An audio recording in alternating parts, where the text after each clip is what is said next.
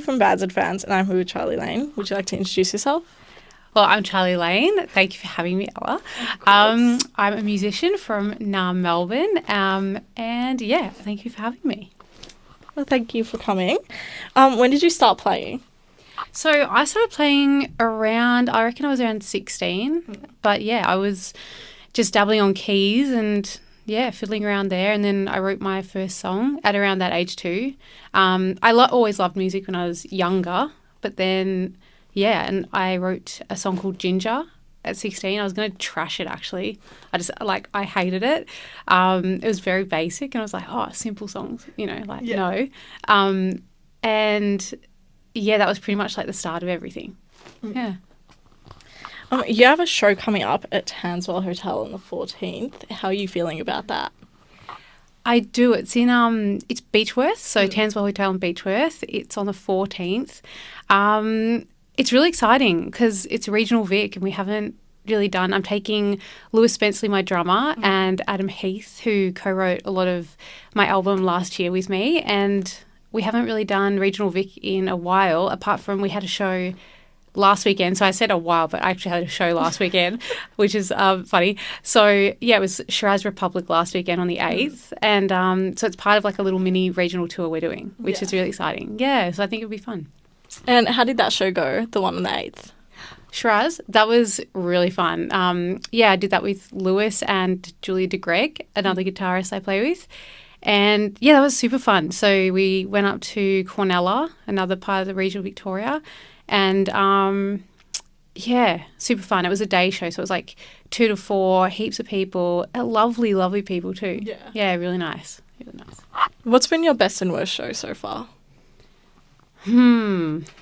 Ella, that's a I think, okay, well, there was a show on the north side where I happened to face plant. It was like a catwalk kind of situation. Ooh. Not like I was doing the catwalk. Yeah. Okay, so yeah, I happened to have like a bottle of wine. Like it wasn't a wine, there was actually water in it. Just looked like a bottle of wine. So I completely looked sloshed. But I was completely sober.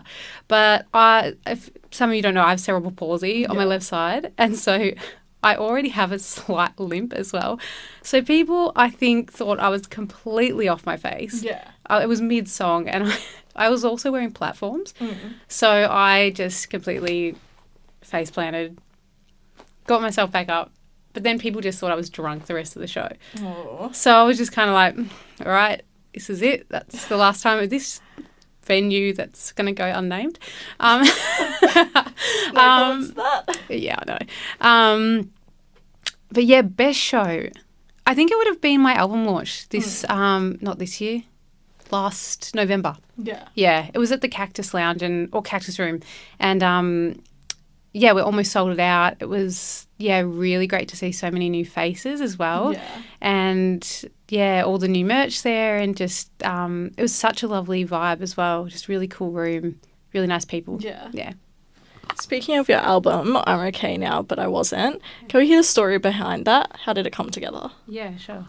First of all, congratulations on saying the name of that album correctly, because there's been a few that's just really funny, like I'm okay, but now I wasn't, or like, it's a hard one. I just made it a good sense. But the story behind that, I was in a pretty dark place when I wrote it. So I think the story behind it is pretty much what it states is like, I'm okay now. I hope I am. But like, I literally just wasn't when I was writing the album. And I think the songs pretty much just show that too. Yeah. So it's literally an album of, I guess, now it's like reflecting and just going like, you get what I'm saying. I hope you guys get what I'm saying, but yeah. And what's your favourite song of yours? I mean, one of them's Gold Drips, which is, it's a bit of a banger and I like it. But yeah, that's around like, when I wrote it, it was around like enmeshed families, situations, and it was kind of about a few different situations actually. And I kind of, like, writing wise, I like, yeah, it's but I like the dynamics in terms of musicality. It was like I wanted to really be like kind of a roller coaster. Yeah. Yeah, yeah. So that was my fave. Yeah. Are there any of your lyrics that really reach out to you? Oh, reach out to me. Oh, they're pretty complex, like some of my lyrics. So, yeah, I don't know. And they're pretty dark too. Yeah. So when I'm thinking of them, I'm like, oh God, I was in such a dark place. They're pretty like, yeah. Yeah, I hope they just reach out to other people. That was my Yeah. main focus, is to like, I was going through a dark place, write these, and then hoping that they just can resonate with people that are going through dark stuff. Yeah. So, but I think, yeah, they're pretty brutal lyrics now that I'm like going. I'm like, oh damn, that's a dark song. So yeah, but I think maybe Gold Drips, like, I think the chorus, now that I'm thinking about it, like, make me, take me, and unfold me. Yeah. That was like, I was like, damn, how did I think of that? That was actually a really good line. But yeah, it is. but that's like, I was like, oh, I'm proud of that line. Yeah. How does a typical Charlie Lane song come together? What's your creative process like? I usually write lyrics first. Yeah. So I'm a bit of like a storyteller, like I'm saying. So it'll be like lyrics first, melody, and then I'll write like a chord progression, or usually I'll write lyrics, melody, and then I'll grab Adam, like I've done in the most, like, Adam, can you help me with the chord progression? I don't know what to do. Or I'll second guess myself and get someone to help me. And lately I've been co-writing with a few different people, and yeah, they've been jumping on the lyrics as well, which I'm a bit like hesitant, because I'm like, I'm so used to like, don't tell my story, or like, you know, it's just, it's like, no, got to do it. Like, you just got to get people to help, and co-writing and collaborating is like the best way to just get your stuff done. Yeah. And how do you feel being a woman in the music industry? It's definitely something. No, look, it's not a bad thing. It's just, it can be tough. Yeah. And we were speaking about this, like, even before I jumped on here. It's Yeah. just, it's sometimes unfair. It's like, it's hard to even talk about it sometimes, but I don't know. This is a hard question. It's brutal. It can be brutal, but it's getting better. Yeah. It's definitely getting better in the industry. I'd like to see some more like females on lineups, and at least 50-50 on lineups. Yeah. Especially festival lineups. Exactly, Yeah. We've been seeing it. Like, there's like Raw Yeah. Festival. You were at Raw Festival. Yeah, Raw Festival's amazing. Yeah, I know. It was so good. And it was so good to be included on that lineup. Like, an all-female festival lineup is just so cool. But it still needs some work. We still need to see more females in not just like music, but every industry as well. It's just, it needs to happen. So, yeah, it's important. Yeah. It's definitely getting better, but there's definitely some areas where you're like, oh, like, even like just in my job, like in general, I'm like, oh, like you could tell when like things are different just because you're a female. Absolutely. Yeah. Absolutely. Yeah. How do you prepare for shows? Well, a good vocal warm-up, obviously, but in terms of, I have like quite bad anxiety. Like, before a show, I just mentally, I need to prepare. I'm always like doing memorization stuff. I know, like, I'm supposed to know my lyrics. It's like, I wrote them, right? Yeah. But I'm just like, I told the guys this the other day in rehearsal. I'm like, like, every time, even in rehearsal, I will forget my lyrics. And I'm like, I need to just go home and write these like 1,000 times. So that's how I prepare. Like, I just need to mentally prepare as well as like vocally prepare, and just, you know, gather myself, really. So, yeah. Sort of physically and mentally prepare yourself. Literally, I need to have like that sensory time as well when I get to the venue. I need that, like, go to the green room and just be like, leave me alone, everyone. Leave me alone. Just for 5 seconds. That's so understandable. Yeah. I don't mean to be rude. It's just kind of like, you know, I need my time. And then I'll be like, hello, everyone. I'm at peace now. Yeah. How do you balance time with like being a musician and other commitments in life? What's balance? No, I mean, no, I'm joking. It is tough. It's a hard one, especially, I guess, when you don't have like a massive team around you, when you don't have bookers and managers and all those people, it's definitely hard. You've got to like, if you're a person like me, I'm a do. Yeah. And it can be tough to like have an outside life out of music or out of, on the weekends, and you're like, oh, okay, I'll do something today. And you're like, no, because you're at the computer doing admin. Yeah. And then also, like I said, I've got disability, so you're doing disability admin, and it's like sometimes it gets frustrating because you're like, I don't have an outside life. But you do find balance. You just got to work into, You just got to make it work. You got to make it work sometimes, and you just do. Like, I'll go for a walk today. That's what I did. There you go. That's how you made it work. I did. I made it work. So yeah, do what you have to do. What are your long-term goals? Long-term goals, I'd love to, for this year, I'm doing some more shows than I was last year. I think it's just like a step-by-step process. If you achieve like small goals, and it ends up being big goals, but more shows. I'd love to get some festivals, like on festival lineups. That's like fingers crossed, end of year or next year. Do some support slots with some artists I've got in my brain, hopefully reach out to them. And just like keep progressing, but small steps, baby steps. Yeah. Any up and coming artists you'd recommend? Yes, like quite a few. At the moment, I'd say they've just moved to Melbourne. Joan and the Giants. Oh, yes. Massive fan of Joan and the Giants. If you don't know them, please. They're actually playing at Shock Kickers. They've got a residency on Wednesday. They played yesterday. They're playing next week. I'd also recommend they're my words. I just finished work, everyone. So I'd recommend also Matilda Ann, who are, okay, I don't mean to say this, but like she's also supporting Joan and the Giants.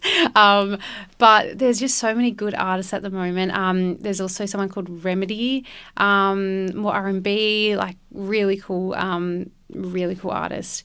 Also Mudrat, which is completely opposite to those three people I just said. Mudrat is massive advocate, really cool person. There's just so many artists up and coming, and and even small artists, like just go to gigs, exactly. Just get out there. Everyone just needs to go to gigs. Yeah, everyone just needs to go to small venue gigs. Like they're so good, but like all gigs, but yeah. How do you think the Aussie music community will evolve into the future? That's a tough question. That's really tough. It's evolving very fast and in very different ways. When I was starting out, it's so different. Social media wise, like I had, in terms of COVID lockdowns, that's what happened when I was like doing my album and recording. And then when I came out of that, it was kind of like this industry is just completely different. Yeah. So in the way it's evolving, I have no idea. That's just such a hard question. Yeah. I just hope it progresses in terms of like we see more women in the industry for one. We see more disabled artists. We see more more representation, everything. So like I just hope that kind of thing progresses. Yeah. But yeah. Just needs to progress in every way. In every way, yeah. Exactly. Every way, but those ways, I hope. Yeah. What's your dream artist to play with, dead or alive? That is such an unfair question. That is way hard. I'd have to. Amy Winehouse. Yes. Yeah. She's such an inspiration, but she's just like iconic. She's such an icon. She's just so good. Or Janis Joplin. Or that is so hard. That's such a hard question. It's hard to pick one. It's hard because I like so many different genres as well. Yeah. And when you're a kid growing up with so many different genres, and even now getting so many influences, I just like, there's way too many icons for me. Yeah. And even up and coming artists too. I'm like, Joan and the Giants. Like, I don't know. Yeah, they're all good. It's hard. Well, if you made a rumour about yourself, what would it be? A rumour? Yeah. I have No, that's such a weird question, Ella. I know. What about you? I'm going to throw the question. That's what you do, right? When you don't know the quick answer, you... I don't know. Oh my god, wait, no. I feel like there's nothing that I can make about myself that's like a rumor.